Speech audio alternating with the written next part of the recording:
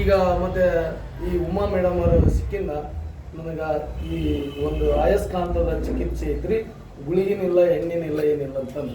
But actually ನಾನು promise ಮಾಡಿ ಹೇಳೋದಾದ್ರೆ ನಾನು 3 ವರ್ಷ ಟ್ರೀಟ್ಮೆಂಟ್ SDMನಾಗ ಗ್ಯಾಸ್ಟ್ರಿಕ್ ಹೈಪರ್ ಎಸಿಡಿಟಿ. ನನಗೆ ಯಾವ ಮಟ್ಟಕ್ಕೆ ಹೈಪರ್ ಎಸಿಡಿಟಿ ಆಗಿದ್ದಂದ್ರೆ ಸ್ಕೂಲಿನ ಬೆಲ್ ಹೊಡೆದ್ರೆ ಭಯ ಆಗಿಬಿಡೋದು ನನಗೆ. ಆ ಬೆಲ್ ಹೊಡೆಯೋ ಟೈಮಿಗೆ ನಾನು ಕಿವಿ ಮುಚ್ಕೊಂಡು ಗಾಡ್ ಪ್ರಾಮಿಸ್ ಅಂದ್ರೆ ಪತ್ತೆ ಮಾಡಿಸಿದ್ರು. ಖಾರ ಕಡಿಮೆ ತಿನ್ನಂದ್ರೆ ಖಾರ ಕಡಿಮೆ ತಿಂದು ಬ್ಲಡ್ ಕಡಿಮೆ, ಬ್ಲಡ್ 7 ಪಾಯಿಂಟ್ ಆಗಿತ್ತು ನನಗೆ.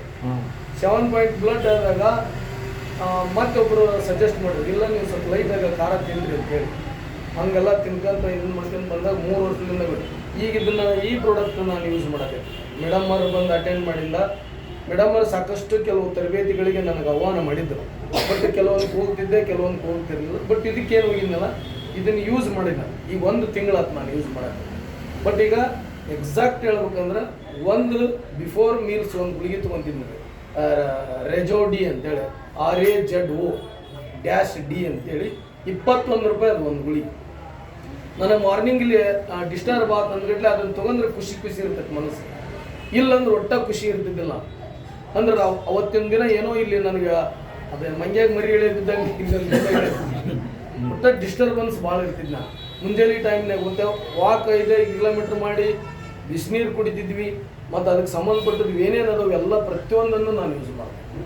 ಬಟ್ ಯಾವಾಗ ಈ ನೀರನ್ನು ಕುಡಿಯೋಕತ್ತೀನಲ್ಲ, ನಾನು ಸರ್ಗೆ ಈಗ ಬಸವಂತಪ್ಪ ಸರ್ಗೆ ಹೇಳಿದೆ, ಬ್ರದರ ನಾನು ಈ ನೀರು ಕುಡಿಯೋಕತ್ತಿರಲಿಲ್ಲ, ಈಗ ಮ್ಯಾಗ್ನೆಟ್ ಬೆಲ್ಟ್ ಹಾಕಿದ ನೀರು ಕುಡಿಯೋಕತ್ತಿಲ್ಲ, ಗುಳಿಗೆ ಬಿಟ್ಟಿನಿ.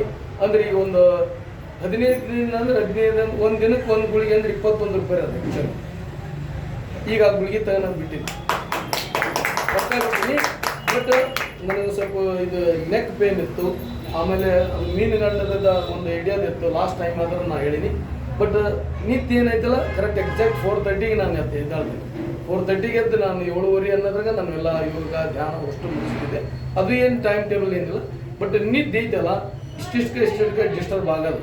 ಬಟ್ ನಿದ್ದೆ ತುಂಬ, ನೀವು ಸರ್ ಹೇಳ್ದಂಗೆ ಮಗು ಏನು ಮಲಗ್ತೈತಲ್ಲ ಆ ಥರನ ಮಲಗ್ತಾರೆ ಅಂತಾರಲ್ಲ ಹಂಗೆ. ಯಾಕಂದ್ರೆ ನಮ್ಮ ಮನೆಯಾಗ ಒಂದು ನಾಯಿ ಅದು ಯಾವಾಗಲೂ ಡಿಸ್ಟರ್ಬ್ ಮಾಡ್ತಿರ್ತೈತಿ. ಅದಕ್ಕೆ ನನಗೆ ನಿದ್ದೆ ಹಂಗಾಗಲ್ಲ ಅನ್ಕೊಂತಿದ್ದೆ. ಅದ್ರದ್ದಲ್ಲ ಪ್ರಾಬ್ಲಮ್, ಅದ್ರ ತನ್ನಟಕ್ಕೆ ಇರ್ತೈತೆ. ಅದ್ರ ಮಗ್ಲೇ ಮಲ್ಕೊತಿರ್ತೈತಲ್ಲ, ಒದಿತಿರ್ತೈತದ, ಕಾಲು ಬಡಿತಿರ್ತಾವೆ, ಎಚ್ಚರ ಆಗ್ತಿರ್ತವೆ. ಈಗ ಆ ಥರ ಏನು ಫೀಲಿಂಗ್ ಇಲ್ಲ.